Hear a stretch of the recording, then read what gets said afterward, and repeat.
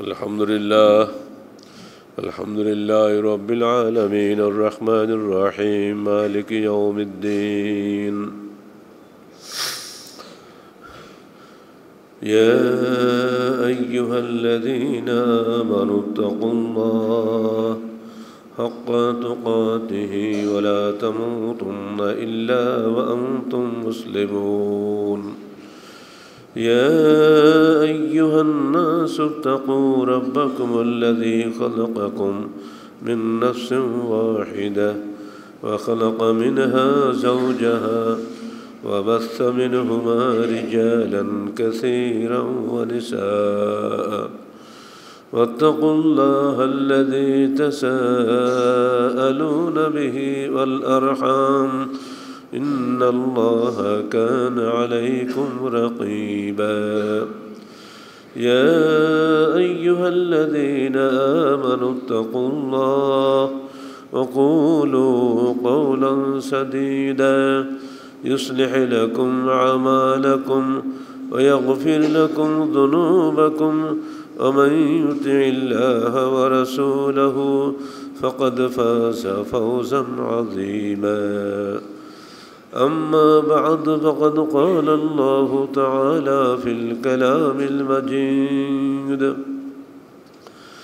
فأعوذ بالله السميع العليم من الشيطان الرجيم بسم الله الرحمن الرحيم سبحان الذي أسرى بعبده ليلا من المسجد الحرام إلى المسجد الأقصى الذي باركنا حوله لنريه من آياتنا إنه هو السميع البصير سورة بني إسرائيل এক আয়াত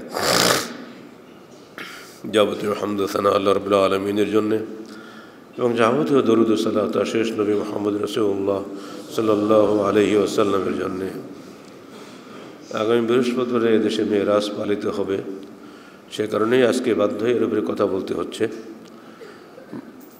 কিন্তু তার পূর্বে দুঃখজনক ঘটনা আমাদেরকে প্রায় প্রতি জুমাতেই এখন শোনাতে হচ্ছে ঢাকার বনানীতে এফআর টাওয়ারে 23 তলা বিল্ডিং থেকে আজকে 25 জন মানুষের মৃত্যুর খবর পাওয়া গেল এবং 75 জনের মানুষ এখন দগ্ধীভূত হয়ে আহত হয়ে হাসপাতালে নিত হয়েছেন আমরা তাদের সকলের রুহের মাগফিরাত কামনা করছি এবং যারা আহত হয়ে আছেন আল্লাহ পাক যেন তাদেরকে দ্রুত আরোগ্য দান করেন আল্লাহুম্মা আমিন গত জুমাতে বলছিলাম আগুনে পোড়া মানুষ সাগরে ডোবা মানুষ যদি মুমিন হয় তার আল্লাহ পাকের নিকটে শাহাদাতের উচ্চ মর্যাদা প্রাপ্ত হন আমরাও এই আগুনে পোড়া মানুষগুলোর জন্য একই দোয়া করব যদি তারা মুমিন হন আল্লাহ পাক তাদের সমস্ত গুনাহ খাতা মাফ করে দিয়ে যেন জান্নাতে উত্তম মর্যাদা দান করেন আল্লাহুম্মা মেরাজ সম্পর্কে এবং ইসরা সম্পর্কে আমরা এক কথা মেরাজ বলি কিন্তু আসলে বিষয়টি দুটা আমরা সবাই চা খাই কিন্তু আসলে কি চা খাই ওর সঙ্গে পানি থাকে দুধ থাকে চিনি থাকে নাম হয় চা অমনি করে ইসরাটা প্রথম মেরাজটা পরে কিন্তু ইসরা কেউই বলে না ওই মেরাজটাই সবাই বলে ইসরা না হলে মেরাজ হতো না আল্লাহ পাক এর ব্যাখ্যা দিচ্ছেন মাত্র একটি আয়াতে সূরা বনী ইসরাঈলের আর সূরা নাজম 13 থেকে 18 6টি আয়াতে মেরাজের ঘটনা এসেছে পুরা কোরআনে এই মাত্র 7টি আয়াতে ইসরা মেরাজের বক্তব্য এসেছে আর বুখারী ও মুসলিমের হাদিসে মিশকাত পড়ে দেখবেন মেরাজের উপর একটা আলাদা অনুচ্ছেদ রচিত হয়েছে সেখানে সবগুলোই সহিহ হাদিস অসংখ্য আলোচনা সেখানে আছে পুরো বিবরণ সেখানে আছে কোরআনের বৈশিষ্ট্য এই জামিউল কালাম সারগর্ভ বক্তব্য থাকে কোরআনের বিস্তৃত ব্যাখ্যা থাকে না সেগুলো আল্লাহ নবীর জবানে ওহীর মাধ্যমে হাদিসে এসেছে এগুলো আপনাদেরকে পুরো পড়ে দেখতে হবে এবং আমাদের লিখিত আর্টিকেলগুলোও দেখতে হবে সংক্ষেপে খুতবার এই সংক্ষিপ্ত কলেবরে আমাদের সেগুলো সাধ্যমতো তুলে ধরতে হবে সেই সঙ্গে মেরাজের নামে যে সমস্ত বিদআত হচ্ছে মুসলিম বিশ্বে সেগুলোর ব্যাপারেও মুসলিম উম্মাকে সাবধান করা আমাদের দায়িত্ব, সেগুলো আমাদেরকে জানতে হবে। সেই সাথে সর্বোপরি মেরাজের উদ্দেশ্য কী ছিল, তাৎপর্য কী ছিল, সেটা যেন আমরা ভুলে না যাই, সেদিকেও আমাদেরকে অবহিত করা বাঞ্ছনীয় এবং প্রত্যেকের উচিত সেই দিকে কাজ করা। আল্লাহ পাক বলছেন সুবহানাল্লাযী আসরা বিআবদিহি লাইলাম মিনাল মাসজিদিল হারাম ইলাল মাসজিদিল আকসাল্লাযী বারাকনা হাওলাহু। মহাপবিত্র সেই সত্তা যিনি তার বান্দাকে রাত্রিতে ভ্রমণ করিয়েছিলেন মিনাল মসজিদুল হারাম, মসজিদুল হারাম হতে, অর্থাৎ কাবা এবং তার পার্শ্ববর্তী মসজিদকে এক কথায় মসজিদুল হারাম বলা হয়, ইলাল মসজিদুল আকসা, মসজিদে আকসা যেটাকে আমরা বায়তুল মুকাদ্দাস বলি, যেটা এখন ইহুদিদের দখলে, আল্লাযী বারাকনা হাওলাহু, যার চতুষ্পার্শ্বকে আমরা বরকতমণ্ডিত করেছি। কেন এই সফরটা করালাম, এই নৈশ ভ্রমণের কারণ কি? লিনুরিয়াহু মিন আয়াতিনা, আমার নিদর্শন সমূহ থেকে কিছু তাকে দেখানো। ইন্নাহু হুয়াস সামিউল বাসীর, নিশ্চয়ই আল্লাহ সর্বশ্রোতা ও সর্বদ্রষ্টা। কিছু দেখালাম, কিছু দেখানোর জন্য নিয়ে গেছি, এ কথার মধ্যে তো কিছু বোঝা যায় না, কি তিনি দেখালেন কিছু আমরা জানি না। এর ব্যাখ্যা এসেছে সূরা নাজমে। সেখানে গিয়ে আল্লাহ পাক বলে দিয়েছেন ওয়ালাকাদ রাআহু নাজলাতান উখরা ইনদা সিদরাতিল মুনতাহা ইনদাহা জান্নাতুল মাআওয়া ইজ ইয়াগশা সাদরাতাল মা ইয়াগশা লাকাদ মা যাগাল বাসারু ওয়া মা তাগা লাকাদ রাআ মিন আয়াতি রাব্বিহিল কুবরা। সূরা নাজম 13 থেকে 18। সেখানে আল্লাহ পাক বলছেন, দেখো লাকাদ রাআহু নাজলাতান উখরা, মুহাম্মদ জিবরিলকে দেখেছিলেন আর একবার, ইনদা সিদরাতুল মুনতাহা, সিদরাতুল মুনতাহা ইনদাহা জান্নাতুল মাআওয়া, যেখানে আছে জান্নাতুল মাআওয়া। এই একশা সিদরাত মা ইয়াকশা, যখন সিদরাতুল মুনতাহাকে বেষ্টন করেছিল, যা বেষ্টন করে, আবৃতকারীর কি নাম বলা হয়নি।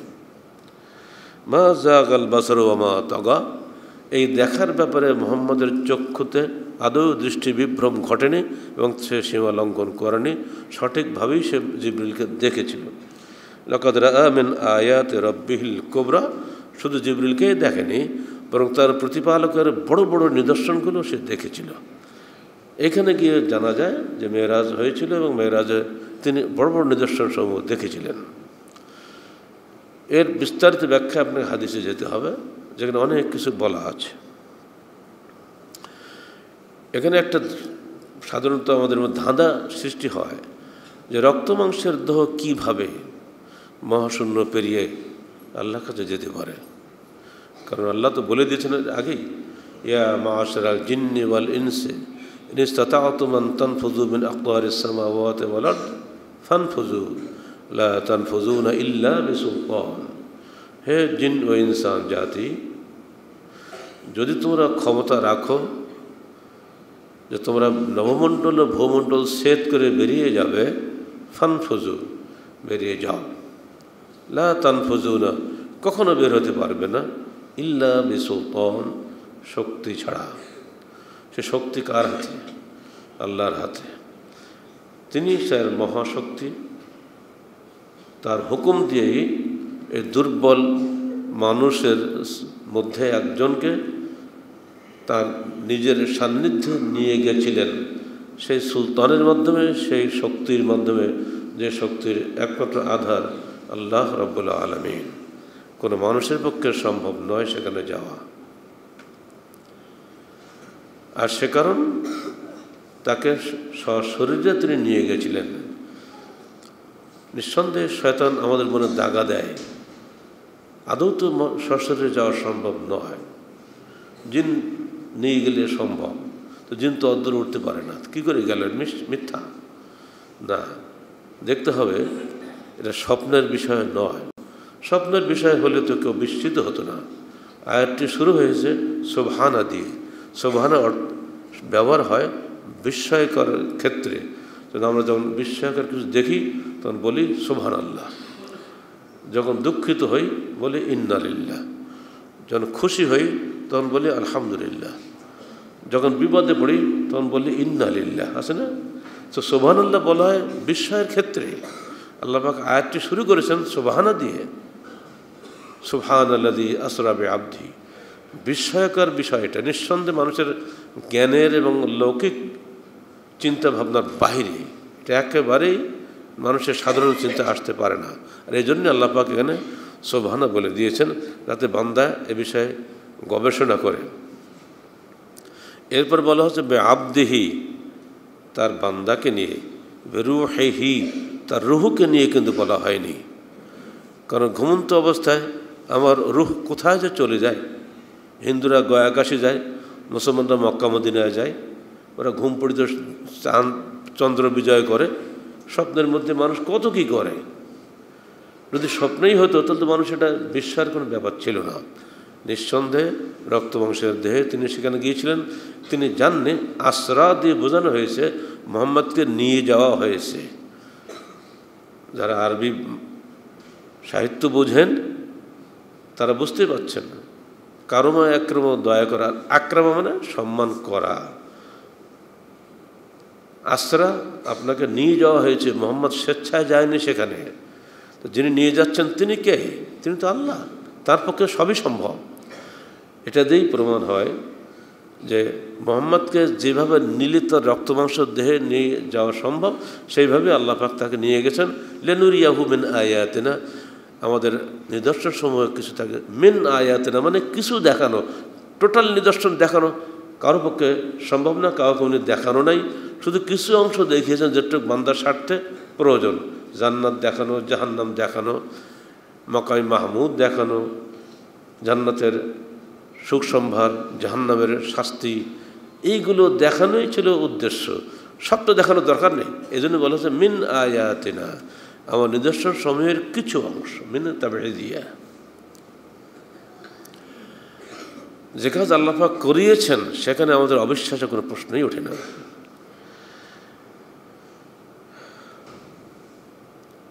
এরপরে এই বিষয়টি যখন তিনি বললেন, মেরাজতে ফিরে গিয়ে খুব দ্রুত সময়ের মধ্যে কাজটা হয়ে গেছে। চাচাতো বোন উম্মে হানি বিনতে আবি তালেব, অর্থাৎ আলীর বোন, তার কাছে গিয়ে বললো, উম্মে হানি, আমি তো মেরাজ করে আসলাম, আল্লাহ আমাকে এমন জায়গায় নিয়ে গেছিলেন, এই ঘটনা। তো উম্মে হানি বলছে, মোহাম্মদ তুমি এ কথা কাউকে বলো না, বললে তো মানুষ এমনিতেই তোমার বিরুদ্ধে মেলা কিছু বলে, তুমি জাদুকর, তুমি পাগল, কত কি বলছে। এটা যদি গল্প করছো আরও বেশি বেশি বলবে, তো চুপে থাকো। কিন্তু উনি তো নবী, উনি তো চুপে থাকার জন্য আসেনি দুনিয়ায়।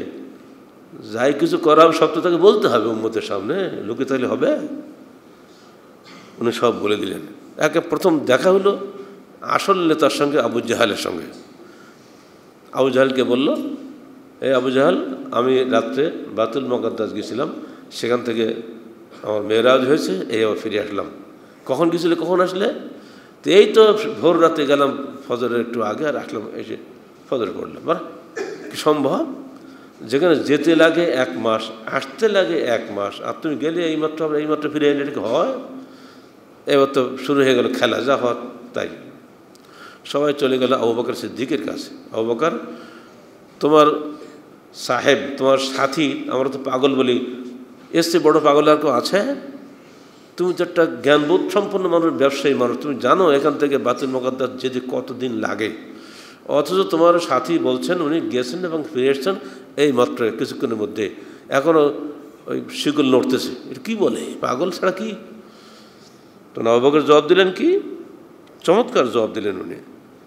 দেখেন, ইনকানা কাদ কালা ফাকাদ সাদাকা, যদি আমার সাথী মোহাম্মদ একথা বলে থাকে তাহলে অবশ্যই তিনি সত্য কথা বলেছেন। সুবহানাল্লাহ। ওয়া ইন্না লানুসাদ্দিকুহু ফীমা হুয়া আবআদু মিন যালিক, আর আমরা তাকে বিশ্বাস করি এর চাইতে অনেক অনেক দূরের ঘটনাসমূহ। নুসাদ্দিকুহু আলা খাবরিস সামা, তিনি আসমানের খবর আমাদেরকে নিয়ে আসেন, আমরা সেগুলো বিশ্বাস করি। গদওয়াতান ওয়া রাওহাতান, সকালে এবং সন্ধ্যায় সর্বদা তিনি আসমানের খবর নিয়ে আসেন। তো আসমানের খবর যিনি সবসময় নিয়ে আসেন এবং আমরা তা বিশ্বাস করি, তো তিনি যদি নিজে এখন মেরাজে যান, আসমানে চলে যান আল্লাহর কাছে, এতে অবিশ্বাসের কিছুই তো নাই। তখন কাফেররা বলল, দেখি যাচাই করে হবে, তোমার কথা শুনলে হবে না, যাচাই করতে হবে। যাচাই হলো, আল্লাহ রাসূলের ভাষায় শোনেন। আব্দুল্লাহ মাসউদ থেকে বর্ণিত, ক্বালা ক্বালা রাসূলুল্লাহ সাল্লাল্লাহু আলাইহি ওয়াসাল্লাম ক্বাদ রাআইতুনি ফিল হিজরি ওয়া কুরাইশ তাসআলুনি আন মাসরায়া ফাসালাতনি আন আশিয়া মিন বাইতুল মুকদ্দাস। আমি হিজর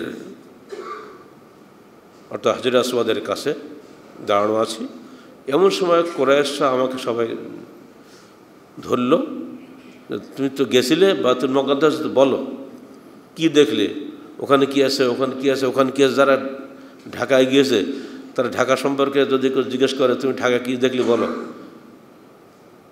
আর যে জীবনে ঢাকা যায়নি সে কি বলবে? তো আল্লাহ রাসূল বলছেন যে করিবতু কারবান মা করিবতু মিসলাহু, আমি এমন বিপদে পড়লাম যে আমার জীবনে এরকম বিপদে পড়ি নাই। তা আমি কিছুই বলতে পারছি না, কি বলবো। ফারাফাহুল্লাহু লি আনজুরু ইলাইহি, তো আল্লাহ পাক বাইতুল মুকদ্দাসকে আমার চোখের সামনে এনে দিলেন এবং আমি তা দেখতে পেলাম স্পষ্টভাবে।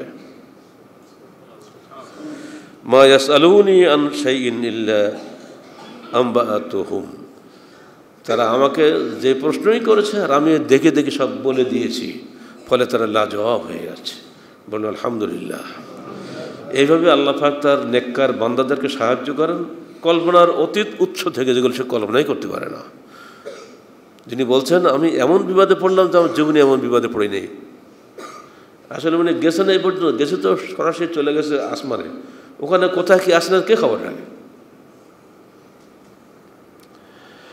وعن جابر قال أنه سمع رسول الله صلى الله عليه وسلم يقول لما كذبني قريش قمت في الحجر فجل الله لي بيت المقدس।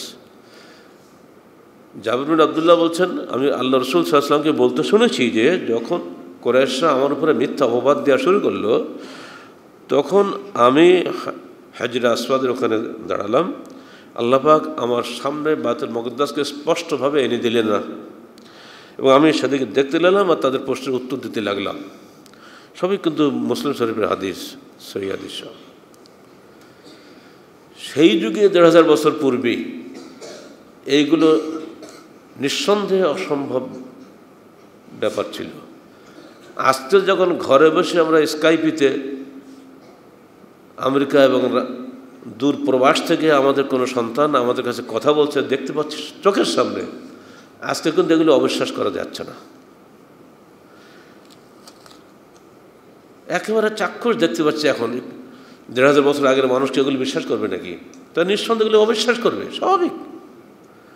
তাই আবু জাহেল যদি অবিশ্বাস করে থাকে তাকে দোষ দেওয়া যাবে না, আরে ঠিকই তো। কিন্তু না, এর মধ্যে তো ঈমান, বিশ্বাসের মধ্যেই অগ্রগতি নিহিত। আল্লাহ কি বলে দেননি, আলম তারাও আন্নাল্লাহ সাখখারা লাকুম মা ফিস সামাওয়াতি ওয়া মা ফিল আরদ ওয়া আসবাগা আলাইকুম নি'আমাহু যাহিরাতান ওয়া বাতিনাহ ওয়া মিনান নাসি মান ইউজাদিলু ফিল্লাহি বিগাইরি ইলমিন ওয়ালা হুদান ওয়ালা কিতাবিন মুনীর। তোমরা কি দেখো না, আল্লাহ পাক তোমাদের জন্য নবমণ্ডলে ভূমণ্ডলের সব কিছুকে তোমাদের অনুগত করে দিয়েছেন। ওয়া আসবাগা আলাইকুম নি'আমাহু যাহিরাতান ওয়া বাতিনাতান, এবং প্রকাশ্য ও গোপন নিয়ামতসমূহ তোমাদের জন্য ভরপুর করে দিয়েছেন। ওমিনান নাসি মান ইউজাদিলু ফিল্লাহি, মানুষের মধ্যে একদল মানুষ আছে যারা আল্লাহ সম্পর্কে ঝগড়া করে, বেগাইরি ইলমিন, অজ্ঞতা বসে, ওয়ালা হুদান, কোনো হেদায়েত ছাড়াই, ওয়ালা কিতাবে মুনীর, কোনো উজ্জ্বল কিতাব ছাড়াই, এমনি এমনি তর্ক করে মানুষ। এর সমাধান হল এই, ওয়া মান ইউসলিম ওয়াজহাহু ইলাল্লাহি ওয়া হুয়া মুহসিনুন ফাকাদ ইসতামসাকা বিল উরওয়াতিল ওয়ুসকা ওয়া ইলাল্লাহি আকিবাতুল উমুর। যে ব্যক্তি তার চেহারাকে আল্লাহর জন্য অবনত করে দিল, সমর্পণ করে দিল, ওহুয়া মহসেনুন, যদি সে সৎকর্মশীল হয়, ফাকাদ ইস্তামসাকা বিল উরওয়াতিল উফকা, সে একটা মজবুত হাতল ধারণ করল, লান ফিসামা লাহা, যা কখনই ভাঙ্গে না। ওয়া ইলাল্লাহি আকিবাতুল উমুর, আর আল্লাহর দিকেই সকল কাজের পরিণাম ফল প্রত্যাবর্তনশীল। আমাদের দায়িত্ব হচ্ছে কোরআন এবং হাদিসকে বিশ্বাস করা, সেখানে যেটা আছে তার উপরে দৃঢ় বিশ্বাস নিয়ে কাজ করে যাওয়া। সেদিন এই মেরাজের উদ্দেশ্য কী ছিল? পৃথিবীর ইতিহাসে এ যাবৎ কেউ আল্লাহর সান্নিধ্যে যেতে পারেনি। এখানে 3টা ভাষা খেয়াল করেন কোরআনের। ইব্রাহিম ছিলেন আবুল আম্বিয়া, নবীদের পিতা। তাকে আল্লাহ পাক বললেন, তুমি কি বিশ্বাস করো না যে আমি মৃত্যুকে জিন্দা করতে পারি? ইব্রাহিম বললেন, অবশ্যই বিশ্বাস করি, কিন্তু ওয়ালাকিন লা ইয়াতমাইন্না কলবি, আমার হৃদয়ের প্রশান্তির জন্য খালি এই প্রশ্ন করছি। তখন তিনি বললেন, ঠিক আছে, তুমি 4টা পাখি জবাই করো, টুকরা টুকরা করো, মিশিয়ে ফেলো, এরপরে 4 জায়গায় রেখে আস। তাই করা হলো। আল্লাহ পাক হুকুম দিলেন, পাখিগুলো নিজ নিজ দেহে মিশে গিয়ে আগের মতোই 4টা রূপ ধারণ করে তার সামনে উড়ে চলে এলো। বলে, এখন বিশ্বাস হলো? হ্যাঁ।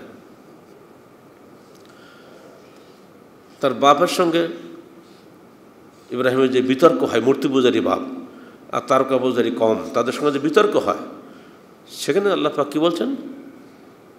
ওয়াকাযালিকা নুরি ইব্রাহিম মালাকুতাস সামাওয়াতি ওয়াল আরদি ওয়ালিয়াকুনা মিনাল মুকিনিন। ওয়াকাযালিকা নুরি ইব্রাহিম, আমরা ইব্রাহিমকে দেখিয়েছিলাম মালাকুতাস সামাওয়াতি ওয়াল আরদি, নভমণ্ডল ও ভূমণ্ডলের রাজত্ব সমূহ, ওখানে কিন্তু আমরা দেখিয়েছিলাম। এবার আসেন মুসার কাছে।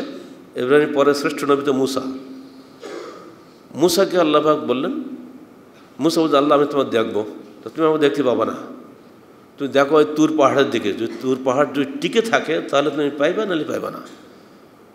তাকালো তুর পাহাড়ে, আল্লাহ পাক ফালাম্মা তাজাল্লা রাব্বুহু, আল্লাহ পাক তার তাজাল্লি সেখানে দিলেন, আলোক সম্পাত করলেন, ফাজআলহু দাক্কান, চূর্ণ বিচূর্ণ হয়ে গেল।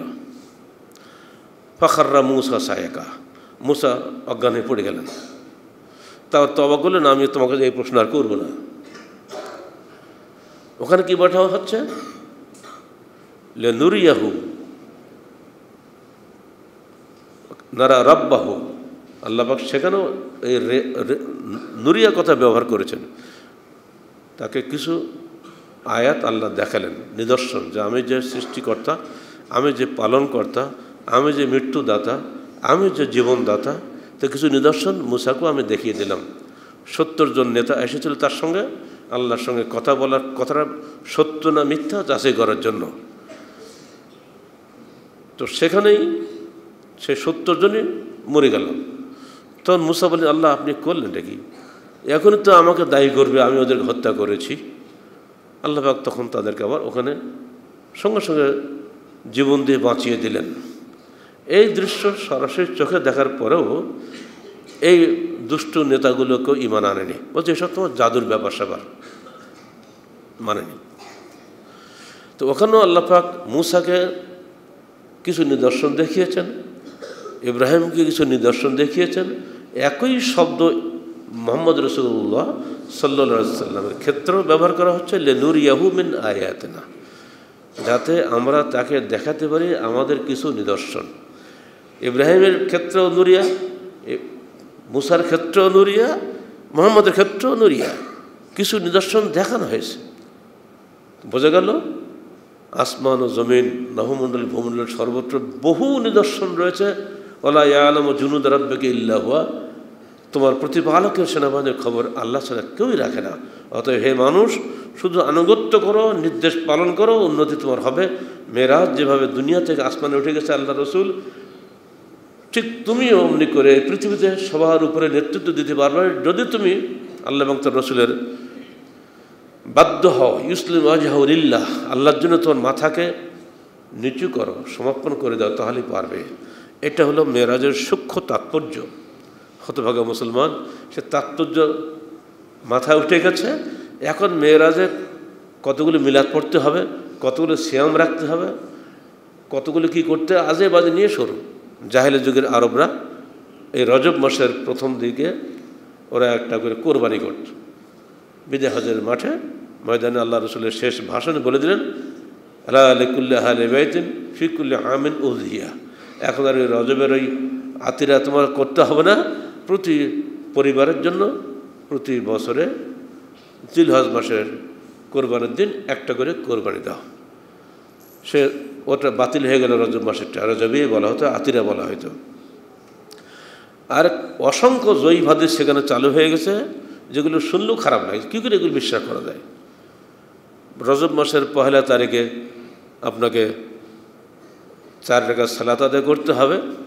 প্রথম রাকাতে 60 বার সূরা ইখলাস, দ্বিতীয় রাকাতে 100 বার সূরা ইখলাস, তৃতীয় রাকাতে সূরা ফালাক, চতুর্থ রাকাতে সূরা নাস 20 বার এগুলো পড়তে হবে। এবং দিনের বেলা সিয়াম, রাতের বেলা কিয়াম। 15 তারিখেও তাই, শেষ তারিখেও তাই। এমনি করে অসংখ্য বেদাত তৈরি করে আল্লাহ রসুলের নামে জয়ীফ হাদিস, জয়িত বলা ঠিক নয়, মৌজু হাদিস তৈরি করা হয়েছে। বহু আছে এরকম, এগুলো সারা বিশ্বে চালু। বাংলাদেশেও কিছু বেদাতে আলমদের মাধ্যমে এগুলো চালু আছে। কীভাবে চালু আছে আমার এতে বিশ্বাস হতো না। এই টেপ রেকর্ডারের যুগে, ক্যাসেটের যুগে কিছু শোনার সুযোগ হয় বন্ধুবান্ধবদের মাধ্যমে, ছেলেদের মাধ্যমে শুনলাম। বর্তমানে বাংলাদেশের সবচেয়ে বর্ষিয়ান যিনি আলেম বক্তৃতা করছেন, আহলে হাদিসরা, এই ভাইরা শোনো, হাদিস 4 রকম। একটা হলো মরফু, একটা হলো মওকূফ, একটা হলো মুনকাতে, একটা হলো মুরসাল, একটা হলো জয়ী। এই 4টার মধ্যে একটা খালি আহলে হাদিসরা মানে, যেটা সহি ওইটা, আর বাকিগুলো আমরা মানি। তাহলে আমরাই আহলে হাদিস না ওরাই আহলে হাদিস? সামনে যারা বসে আছে ঠিক ঠিক ঠিক ঠিক পাটি তো সব জায়গাতেই থাকে। হ্যাঁ, আসলে আমরাই তো আহলে হাদিস, আমরা সহি জয়ী সব মানি। ওরা খালি সহিটা মানে, ওটা তো বাতিল।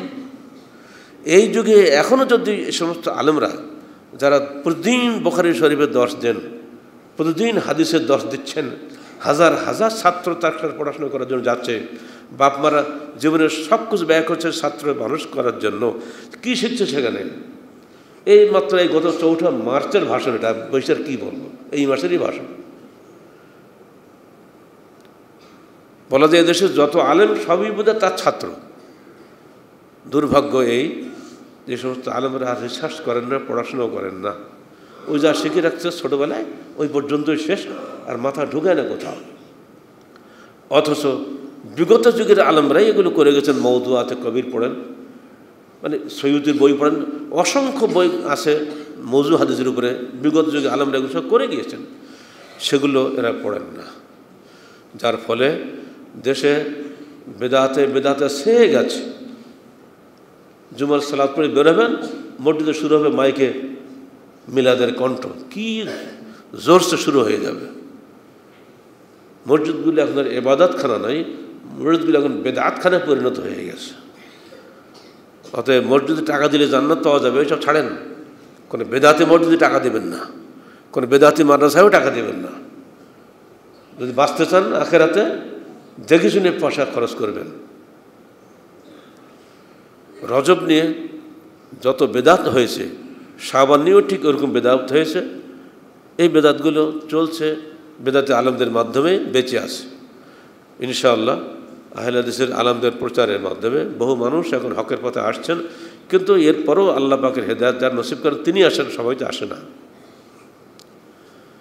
রজব নিয়ে আল্লাহ রসুলের জমানাতে ছিল এই কোরবানি করা সিস্টেমটা ছিল, উনি এটা বাতিল করে দিয়ে গেছেন। এখনও এ বিষয়ে কিছু নাই, শুধু এটুকুই বলে দিয়েছেন কোরআনের বিধান অনুযায়ী সূরা তওবা 36 আয়াতে যেটা বলা হয়েছে, ইন্না ইদ্দাতা শুহুরি ইনদাল্লাহি 12 শাহরান মিনহা আরবাতুন হুরুম। 12টা মাসের মধ্যে 4টি মাস হারামের মাস, সম্মানিত মাস, রজব, জুলকাদা, জুলহিজ্জা, মুহররম। এ রজব তার মধ্যে একটা। এই মাসে ফালা তাজলিমু আনফুসাকুম, তোমরা নিজেদের উপরে জুলুম করো না, অত্যাচার করো না। বাস এটাই বিধান, কোরআনী বিধান। রজব মাসে মারামারি কাটাকাটি করা যাবে না, হিংসা বিদ্বেষ করা যাবে না, সাধ্যমতের হুরমত এর মর্যাদা বজায় করে চলতে হবে। রমজান কিন্তু 4টি মাসের মধ্যে নয়, ওর মর্যাদা আলাদা। সেই মর্যাদা বাদ দিয়ে বেদাত করে এই মর্যাদাকে আর আমরা নষ্ট করছি ইসলামের নাম করে।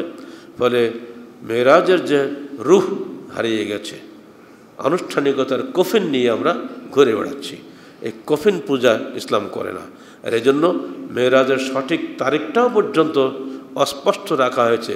যেভাবে আল্লাহ রসুলের জন্ম মৃত্যু তারিখকে অস্পষ্ট রাখা হয়েছে, ঠিক মেরাজের তারিখটাকেও অস্পষ্ট রাখা হয়েছে। এই কারণে যেন মুসলমান আনুষ্ঠানিকতা বন্দী না হয়, যেভাবে ইহুদি নাসারারা হয়ে গেছে। মেরাজের তারিখ সম্পর্কে 6টা মতামত পাওয়া যায় বিদ্বানদের নিকটে। একটা হলে এটা হয়েছিল প্রথম নববী বর্ষে, যখনই আল্লাহ রসুল নবী হলেন সেই বছরেই মেরাজ হয়েছে। 2 পঞ্চম নববী বর্ষে। 3 দশম নবী বর্ষের 27শে রজব। 4 12 নববী বর্ষের রমজান মাসে। 5 13 নববী বর্ষের মুহররম মাসে।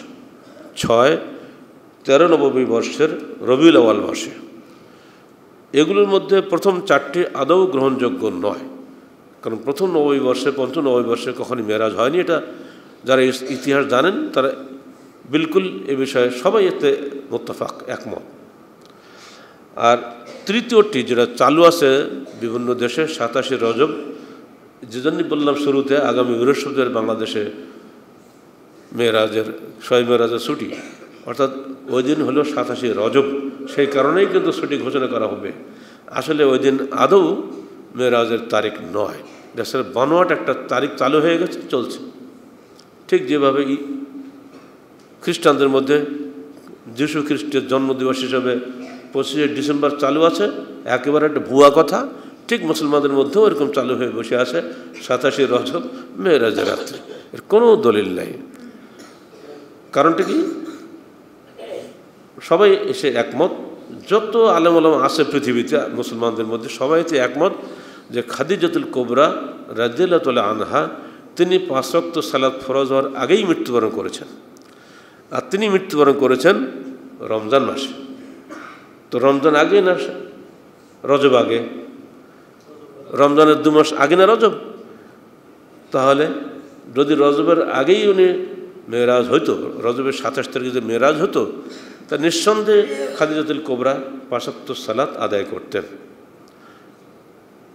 এই যে দ্বিমুখী চিন্তাধারা আলেমদের আশ্চর্য লাগে। সবাই তো একমত যে না, খাদিজা কিন্তু 5 ওয়াক্ত সালাত ফরজ হওয়ার আগেই মারা গেছেন। তাহলে এখানে কেমন করে তারা বলেন যে 27 রজব তারিখে মেরাজ হলো? আর বাবা, মেরাজ হলো মানে যে 5 ওয়াক্ত সালাত ফরজ হলো। এই যে চিন্তাধারাটা, কাকে দোষ দেব? যাদের নাম বললে আমরা চমকে উঠি সে সমস্ত আলেমদেরই উল্টাপাল্টা কথা। এগুলো সব খুব দুর্ভাগ্য লাগে। এগুলো একটু তারা চিন্তাও করবেন না। অথচ 27শে রজব আদৌ শবে মেরাজ নয়। যারা এই ভুয়া কাজের পিছনে ছুটবেন তারা সময়ের জন্য আল্লাহ কাছে কৈফিয়ত দিবেন। সময় নষ্ট, অর্থ নষ্ট। আর এই নিয়ে কোনো মাথা ঘামানোর কোনো দরকার নেই। কোনো দিবস পালন তো ইসলামে নিষিদ্ধ একেবারে। যদি দিবস পালনটাই ইসলামী বিধান হইতো তাহলে 365 দিনের প্রতিটি দিন এক একটা দিবস আল্লাহ রসুলের 23 বছরের জীবনে পাওয়া যেত, 4 খলিফার জীবনে পাওয়া যেত। 365 কুলাতো না, প্রতিদিন বোধহয় 2-3টা করে দিবস পালন করা লাগতো। কিন্তু না, ইসলাম দিবস পালন করার জন্য দুনিয়াতে আসেনি, দিবসের তাৎপর্য বাস্তবায়নের জন্যই দুনিয়াতে এসেছে। সেই তাৎপর্য মুসলমান ভুলে গেছে, দিবস নিয়ে টানাটানি। আর বাকি যে 3টা আসছে সে 3টাও সঠিকভাবে কোথাও বলা নেই যে কোন তারিখে মেরাজ হয়েছে। ইবনে শিহাব জুহরি প্রখ্যাত তাবেঈ, তিনি বলছেন যে হিজরতের 1 বছরের আগেই মেরাজ হয়েছিল। আমরা আমাদের সিরাত রাসূল 3য় খণ্ড 3য় মুদ্রণে এ বিষয়ে আলোচনা করে দিয়েছি। আপনারা পড়ে দেখুন ইসরা মেরাজ অধ্যায়ে। হিজরতের সামান্য আগেই মেরাজ হয়েছে এবং এটাই সকল ধরনের আলোচনার সার নির্যাস। এবং এই মেরাজের পরেই ইসলামের বিজয়ের সোপান শুরু হয়ে যায়। মেরাজ কীভাবে হলো চলে আমরা সেখানে চলে যাই। মেরাজের মৌলিক দুটো জিনিস হচ্ছে কি, মসজিদুল হারাম থেকে মসজিদুল আকসা। এটা কেন? আল্লাহ পাক ইচ্ছে হলে ডাইরেক্ট কাবা থেকে নিতে পারতেন না? এখানে কেন আনা হলো? এর মধ্যে সূক্ষ্ম তাৎপর্য এই যে ইহুদি নাসারাদের দিন শেষ, এখন থেকে উম্মতে মুহাম্মাদের বৈজয়ন্তী শুরু হলো। বলুন আলহামদুলিল্লাহ। মক্কার উপরে উম্মতে মুহাম্মাদি, ওই বাতুল মুকাদ্দাসের উপরেও উম্মতে মুহাম্মাদি, কারণ পৃথিবীতে তৌহিদের প্রচার কেন্দ্র দুটা, এবং দুটোই হয়েছে ইব্রাহিমের সন্তানদের মাধ্যমে। ইব্রাহিমের বড় ছেলে ইসমাইলের মাধ্যমে মক্কায় তৌহিদের দাওয়াত হয়েছে, ইব্রাহিমের ছোট ছেলে ইসহাকের মাধ্যমে এবং তার সন্তানদের মাধ্যমে, হাজার হাজার নবীর মাধ্যমে এই বাতুল মুকাদ্দাস এলাকা থেকেই পুরা মধ্যপ্রাচ্য এলাকায় তৌহিদের দাওয়াত প্রচারিত হয়েছে। এই দুই কেন্দ্রের নেতা এখন হবে মুহাম্মদ রাসূলুল্লাহ সাল্লাল্লাহু আলাইহি সাল্লাম। সেজন্যই তাকে কাবা গৃহ থেকে নিয়ে আসা হয়েছে এখানে, ডাইরেক্ট ওখান থেকে তাকে মেরাজে নিয়ে যাওয়া হয়নি। এই সূক্ষ্ম তাৎপর্য অনুধাবন করা এসে গেছে যুগ। ইহুদি নাসারা কোশ্চিনকালেও বাতুল মুকাদ্দাসের মালিক নয়, ওর মালিক হচ্ছে মুসলমানরা। সেদিনও ছিল, আজও আছে, আগামী দিনও থাকবে। জবরদখল করে তারা সেখানে বসে আছে। এটা থাকবে না, এটা উঠে যাবেই, কারণ ওরা মকজুব এবং দলিন, ওরা অভিশপ্ত পথভ্রষ্ট। অভিশপ্ত এবং পথভ্রষ্টদের হাতে কখনোই আল্লাহর গৃহ থাকতে পারে না। সেটারই ইঙ্গিত রয়েছে এই সূরা বনু ইসরাঈলের প্রথম আয়াতের মধ্যে, সুবহানাল্লাযী আসরা বিআবদিহি লাইলাম মিনাল মাসজিদিল হারামি ইলাল মাসজিদিল আকসা। হারাম থেকে আকসা পর্যন্ত আমরা তাকে নৈশ ভ্রমণ করালাম।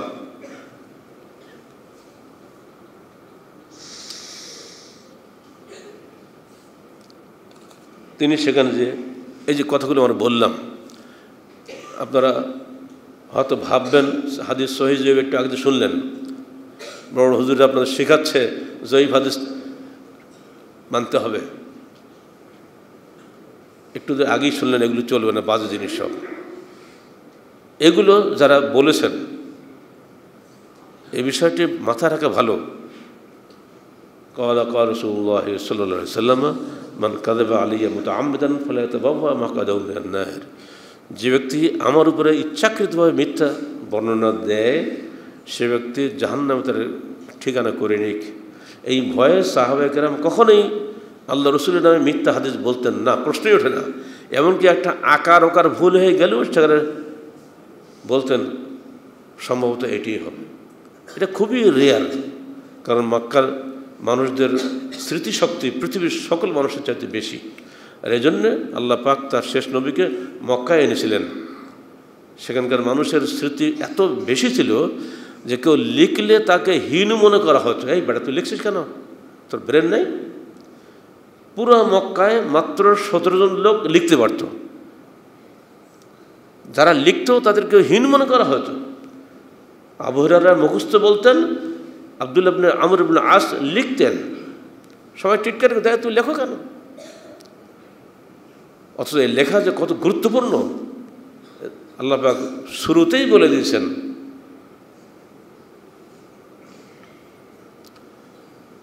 ইকরা ওয়া রাব্বুকাল আকরাম আল্লাযী আল্লামা বিল কলম, আছে না? পড়ো, তোমার প্রতিপালক মহাসম্মানিত, যিনি শিক্ষা দিয়েছেন কলমের সাহায্যে। এই কলম কথাটাই, কলম দিয়ে যে কলমের মর্যাদা আল্লাহ পাক প্রথমে দিলেন, আর সে কারণে শুরু হলো মুসলমানদের মধ্যে লেখাপড়ার।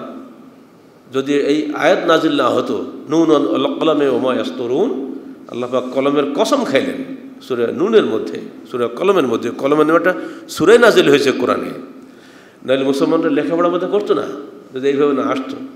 তালাবুল ইলমি ফরিদাতুন আলা কুল্লি মুসলিম, প্রত্যেক মুসলমানের উপরে এলেম তলাশ করা ফরজ। আল্লাহ নবীর এই যে ব্যর্থহীন বক্তব্য, এইগুলোই মুসলমানকে বাধ্য করলো আস্তে আস্তে লেখাপড়া শেখার জন্য। আর নইলে আরবদের নীতি ছিল লেখা না শেখা, তুই বলো মুখস্থ করবো। তো যাই হোক, আল্লাহ রসুলের এই কথাগুলো, এই বক্তব্যগুলো উনি একা বলেন নাই। সাহাবায়ে কেরামের মধ্যে শ্রেষ্ঠতম লোক, যার নাম আমরা এক বাক্যে চিনি, তাদের 25 জন সাহাবী থেকে এই হাদিসগুলো বর্ণিত হয়েছে, এবং সবই প্রায় এসেছে বুখারী মুসলিমের মধ্যেই। এছাড়া অন্য সহিহ হাদিসেও এসছে। খালি নামগুলো বলে দিই, আপনারা বুঝতে পারবেন নামগুলো কারা কারা এই হাদিসগুলো বর্ণনা করেছেন। 1 উমর ইবনে খাত্তাব, 2 আলী ইবনে আবি তালেব, 3 আব্দুল্লাহ ইবনে মাসউদ, 4 আবু যর গিফারি, 5 মালিক ইবনে সা'সা'a, 6 আবু হুরায়রা, 7 আবু সাঈদ আল খুদরি, 8 আব্দুল্লাহ ইবনে আব্বাস, শাদ্দাদ ইবনে আউস, উবাই ইবনে কাব, আব্দুর রহমান বিন কুরত, আবু হাব্বা, আবু লাইলা আনসারি, আব্দুল্লাহ ইবনে আমর, জাবির বিন আব্দুল্লাহ, হুযায়ফা ইবনুল ইয়ামান, বুরাইদা আসলামি, আবু আইয়ুব আনসারি, আবু উমামা বাহেলি, সামরা বিন জুনদুব, আবুল হামরা, সোহেব রুমি, উম্মে হানি, আয়েশাতুল হুমায়রা, আসমা বিনতে আবি বকর। এই 25 জন সাহাবী থেকে হাদিসগুলো এসেছে, মেরাজের হাদিসগুলো। এগুলোকে আপনি একেবারে এক কথা উড়িয়ে দেবেন, এটা আপনার পক্ষে সম্ভব, কারণ মুসলমানের পক্ষে সম্ভব নয়, কারণ তাদের মাধ্যমে আমরা সমস্ত হাদিস পেয়েছি। তাদেরকে আপনি উড়িয়ে দেন, তা হাদিস শাস্ত্রই থাকবে না দুনিয়াতে। যারা উড়িয়ে দেয় তারা একটা আসে, ওরা থাকবে চিরদিন, অবিশ্বাস ওরা করবেই। অতএব মেরাজ কোনো অলিক কাহিনী নয়, মেরাজ বাস্তব ঘটনা। আজকের আধুনিক যুগে বিজ্ঞান প্রমাণ করে দিচ্ছে 1,500 বছর পূর্বে একজন নিরক্ষর মরু দুলালের মুখ দিয়ে যে কথা বেরিয়েছিল, আজকে 1,500 বছর পরে বিজ্ঞান তা হাতে নাতে দেখিয়ে দিচ্ছে যে মেরাজের ছবি যখন তিনি দুনিয়া গল্প করলেন। আজকে আমরা দেখছি কোথায় আমেরিকা, আমাদের উল্টা পিঠে, সেখানে বসে কে কী গল্প করছে এখানে বসে আমি দেখতে পাচ্ছি। এমনকি আমরা গত 9 মার্চে যে আমরা হাতিয়া নিঝুম দ্বীপ মনপুরা সফর করে ফিরছিলাম, যখন আমরা রাতের বেলায়, তখন আমরা নিজেরা বসে অভিজ্ঞতা বিনিময়ের একটা আসর বসেছিল, প্রায় 26 জন সেখানে বক্তব্য রাখা হয়। ঠিক সেই সময় ফ্রান্সের হাসপাতাল থেকে যিনি বেডে শুয়েছেন ওপেন হার্ট সার্জারি করা অবস্থায়, বুকের সেলাইরত অবস্থায় আমাদের সামনে মোবাইলে দেখিয়ে দিলেন যে তিনি ওখানে পড়ে আছেন, আমাদের এই কাফেলা সবার কাছে তিনি দোয়া চাচ্ছেন। আমি যখন দোয়া করলাম উনি ওখানে আমিন আমিন বলছেন, তাও আমি শুনতে পেলাম। এই যুগে যদি এটা সম্ভব হয় তাহলে কিভাবে এটা অবিশ্বাস করা যাবে সে যুগে? আর অবিশ্বাস হওয়াটাই স্বাভাবিক, কিন্তু না। আবু বকরের কথা একটু আগে শুনলেন না? আবু বকর পরিষ্কার করে দিলেন, ইন কানা ক্বালা হাকাযা ফাকাদ সাদাকা। যদি আমার নবী মুহাম্মদ এটা বলে থাকেন অবশ্যই তিনি সত্য বলেছেন, কারণ আমরা তার কাছে সকালে সন্ধ্যায় এর চেয়ে তার বহু দূরের খবর শুনি, তিনি আসমানি খবর আমাদেরকে বলেন। এই বিশ্বাস প্রকাশ করার কারণেই কিন্তু ওই দিন থেকে আবু বকরের নামের সঙ্গে সিদ্দিক লকব যোগ হয়ে গেল। তিনি সত্যায়নকারী। অন্যরা সন্দেহে পড়ে গিয়েছিল, অনেকে মোরতাদ হয়ে গিয়েছিল, আর এই জন্যই আল্লাহ পাক বলে দিয়েছেন, ওমা জাআলনা রুইয়াল্লাতী আরায়নাকা ইল্লা ফিতনাতাল লিন-নাস। এটাও সূরা বনী ইসরাঈল 60 নম্বর আয়াত। আমরা যে রুইয়া, যে বিষয়টি তোমাকে দেখালাম, এটা এই জন্য দেখালাম ইল্লা ফিতনাতাল লিন-নাস, এর মধ্যে মানুষের পরীক্ষা নিহিত রয়েছে। এর ব্যাখ্যায় রাইসুল মুফাসসিরিন আব্দুল্লাহ ইবনে আব্বাস বলছেন, হিয়া রুইয়া আইন উরিয়াহা রাসূলুল্লাহ সাল্লাল্লাহু আলাইহি ওয়াসাল্লাম লাইলাতা উসরিয়া বিহি। এটা হলো স্বচক্ষে দর্শন, যেটা আল্লাহ পাক তার রসুলকে মেরাজের রাত্রিতে দেখিয়েছিলেন। আর এটার মধ্যে ফিতনাতুল লিন-নাস, মানুষের জন্য পরীক্ষা রয়েছে। যারা অবিশ্বাসী এবং যারা বিশ্বাসী উভয় দলের মানুষের জন্য একটা পরীক্ষা আছে। সেই পরীক্ষা এই যুগের কোনো জ্ঞানী মানুষ মেরাজকে অস্বীকার করতে পারবে না। তারা নিজেরাই বলছেন, নিজেরাই দেখিয়ে দিচ্ছেন বিজ্ঞান কত এগিয়ে গেছে, আগামী দিনেও আরও আগাবে। যতই আগাক না কেন, সব আগেই যাক, কিন্তু আল্লাহর আরশের কাছে যেতে গেলে তাকে আল্লাহর হুকুম লাগবে। যে কেউ ঢুকতে পারবে না, এমনি ঘোরাঘুরি করুক, সারা আসমান ঘুরে বেড়াক রকেট নিয়ে, কিন্তু ওখানে যাওয়ার ক্ষমতা নাই, কারণ 7 আসমানের উপরেই আরশ, আল্লাহ আছেন সেখানে। মেরাজে একটা বড় দলিল পাওয়া গেল যে আল্লাহ নিরাকার নন, তার আকার আছে এবং তিনি আরশের উপরেই আছেন। তিনি সরাসরি তার কাছে ডেকে নিয়ে তার নবীর সঙ্গে কথা বলেছেন, একটা বাস্তব দলিল পাওয়া গেল। দ্বিতীয় একটা জিনিস পাওয়া গেল এই যে যত কল্লা তত আল্লাহ, এটা একেবারে কুফরি কালাম। কুত্তাও কি আল্লাহ নাকি? ছাগল কি আল্লাহ নাকি? যে ছাগল জবে করে আমরা খাই কোরবানির সময় আল্লাহকে জবে করি নাকি? অথচ বড় বড় হুজুরা বলে যাচ্ছে যত আল্লাহ তত আল্লাহ। তার মানে সবই যেন আল্লাহর অংশ। নাউজুবিল্লাহ মিন যালিক। এগুলো সৃষ্টির অংশ না। হ্যাঁ, আল্লাহর কুদরত এবং তার ইলম, তার জ্ঞান এবং তার শক্তি সর্বত্র বিরাজিত, কিন্তু তার সত্তা আল্লাহর আরশের উপরে সমন্বিত। তিনি সেখানেই থাকেন এবং তার আদেশগুলো নামিয়ে দেন যখন সিদরাতুল মুনতাহায় এসে সেগুলো রক্ষিত হয়। সেখান থেকে জিবরিল এবং অন্যান্য ফেরেশতা মণ্ডলী যাকে যা নির্দেশ দেওয়া হয় তারা সেটা করে। ওয়াফআলুনা মা ইউমারুন, তাদেরকে যা নির্দেশ করা হয় তারা সেটা করেন। আল্লাহ রসুলকে তারা নিয়ে গেলেন। কীভাবে গেলেন আসুন আমরা সেখানে চলে যাই। মসজিদে হারাম থেকে নিয়ে গেল মসজিদে আকসাতে। সেখানে গিয়ে তার বোরাক বাঁধা হলো ছিদ্র করে একটা পাথরে। উনি ভিতরে গিয়ে সালাত আদায় করলেন 2 রাকাত তাহিয়াতুল মসজিদ। এরপরে জিবরিল তার সামনে দুধ, মদ এবং মধু 3টা পেশ করলেন। জিবরিল বললেন তুমি যেটা খুশি সেটা খেতে পারো। আল্লাহ রসুল সেখানে দুধটা খেলেন। খুশি হয়ে জিবরিল বললেন আসাবতাল ফিতরা, তুমি সত্যি স্বভাব ধর্ম পেয়েছ, দুধটাই সঠিক। এখানেও কিন্তু পরীক্ষা দিতে হলো। আমরা পেলে তো 3টা খেয়ে দেখতাম কেমন লাগে। জান্নাতি মদ তো জীবনে খাই নাই, খেয়ে দেখিনি কেন, তাই না মনে হচ্ছে না? কিন্তু না, পরীক্ষা বান্দার প্রতি পদে পদে পরীক্ষা দিতে হবে, এত সস্তা না। ওখানেও জিবরিল তাকে পরীক্ষা দেখি মোহাম্মদ কী করে। উনি দুধ খেলেন, হ্যাঁ তো ঠিক করেছে, আসাবতাল ফিতরা। এবার তাকে নিয়ে যাওয়া হচ্ছে, সিঁড়ি আনা হলো।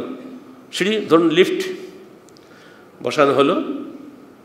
প্রথম আসমানের দরজা খোলা হলো। কে? প্রশ্ন করা হচ্ছে। বলে মোহাম্মদ। খুলে দেওয়া হলো দরজা। এবারে দেখা হলো প্রথমে আদমের সাথে, মানব জাতির পিতা। কে? বলে মোহাম্মদ, তোমারই সন্তান। মারহাবাম বিল ইবনে সালেহ ও নবী সালেহ। মারহাবা, আমার সৎকর্মশীল পুত্র, সৎকর্মশীল নবী। দ্বিতীয় আসমানে চলে গেলেন। সেখানে গিয়ে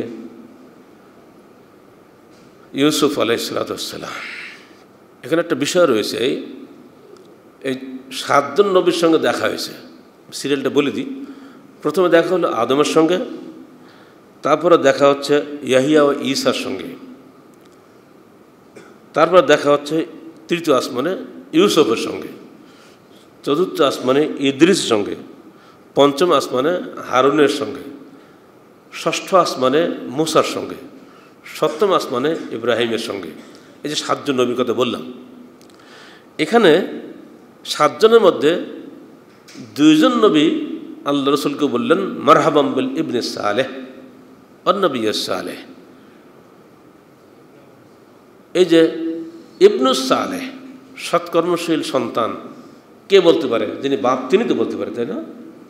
আদম কিন্তু বললেন এই কথাটাই, তা বলার হক আছে। এরপরে যে উনি ইয়াহিয়ার কাছে গেলেন, ইউসুফের সঙ্গে দেখা হলো, ইদ্রিসের সঙ্গে দেখা হলো, হারুনের সঙ্গে দেখা হলো, মুসার সঙ্গে দেখা হলো। এরকম সবাই বলছে মারহাবাম বিল আখিস সালেহ, হে উত্তম ভাই। সবাই কিন্তু ভাই বলেছে। এবার যখন সর্বোচ্চ 7ম আসমান গিয়ে ইব্রাহিমের সঙ্গে দেখা হলো, ইব্রাহিম বললেন মারহাবাম বিল ইবনে সালেহ, মারহাবা আমার সৎকর্মশীল পুত্র। নিঃসন্দেহ ইব্রাহিমের সন্তান। আদম সৃষ্টির আদি পিতা হিসেবে বাপ, ইব্রাহিম নবীদের পিতা। ইব্রাহিমের সন্তানকে দিয়ে সারা বিশ্ব আবাদ করা হয়েছে, তৌহিদের আবাদ।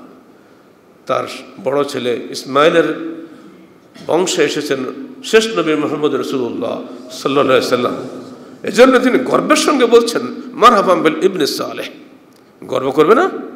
বিশ্বের সেরা নবী আমার সন্তান যদি হয়, বাবা গর্ব করবে না? কে করবে? খেয়াল করেছেন? 7 জনের মধ্যে 2 জন নবী খালি বললেন মারহাবাম বিল ইবনে সালেহ। যারা ইদ্রিসকে নিয়ে বেশি লাফালাফি করেন, ইদ্রিস আলাইহিস সালাম নাকি আরো 4র্থ আসমানে বেঁচে আসেন, তাকে নিয়ে কত যে গল্প হয় এইসব বেদাতি মজলিসগুলোতে,